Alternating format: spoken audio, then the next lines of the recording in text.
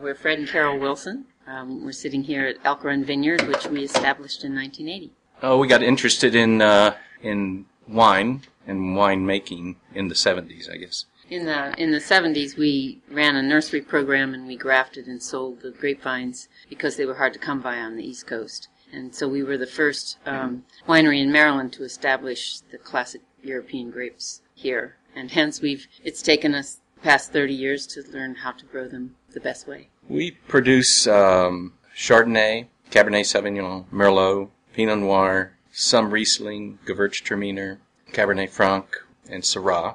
I think we have covered the gamut. We have a clientele that really enjoys fine wine and have been coming here for a long time.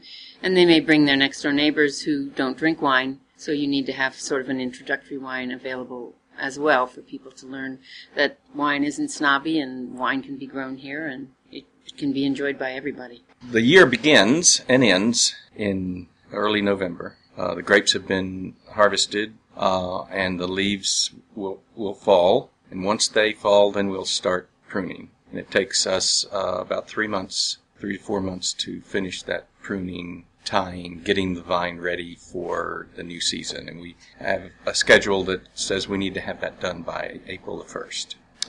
Then the vines will start budding out later in that month and flowering in May and setting the grapes in June. So we have, during that time period, we have to kind of manicure the vines. We have to ensure that they're growing straight, that there's plenty of room for air drainage, that canes are not laying on top of each other.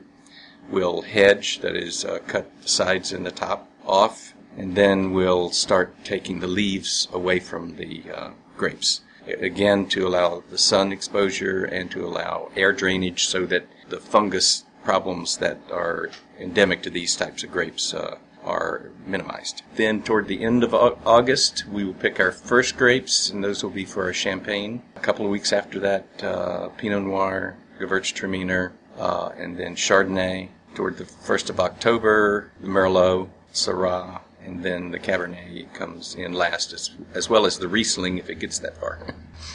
So it keeps us busy the whole time. And then, of course, once the harvest comes in, we start making the wine. And with the white wine, as soon as you pick it, you crush it, press it, and get it into the containers for fermentation. The reds, you pick it and you ferment it on the skins to get the color. And in about 3 weeks after that, then you've got it in the barrels. And then all winter long, we're making wine. So in the wine business, you're working around the season. There's a lot of nuances to wine that are really fun to examine, and novices will say, I don't know anything, but they actually do. They just don't identify that they know it. And so that's the fun part, as well as that it changes with each season. And some wines have a very fruity flavor, particularly Chardonnay in the spring, that kind of goes away after about a month. So if you don't go to a local winery, you'll never taste those flavors, because by the time it comes from California or someplace else, that's already gone.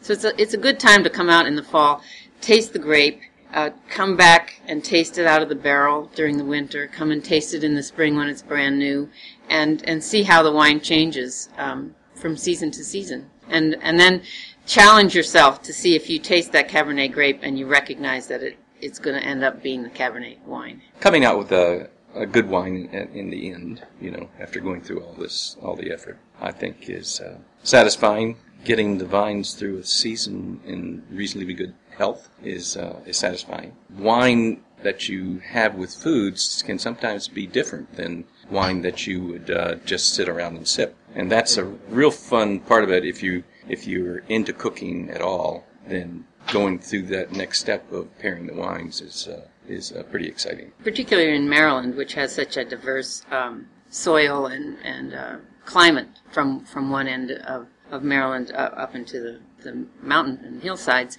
We're an agricultural state, so you can visit the wineries and you can pick up your apples and you can buy produce from the roadside and you can taste the whole local flavor. And then matching that with the food, with the whatever foods are currently available or produce is currently available with your local wine it's just a great adventure.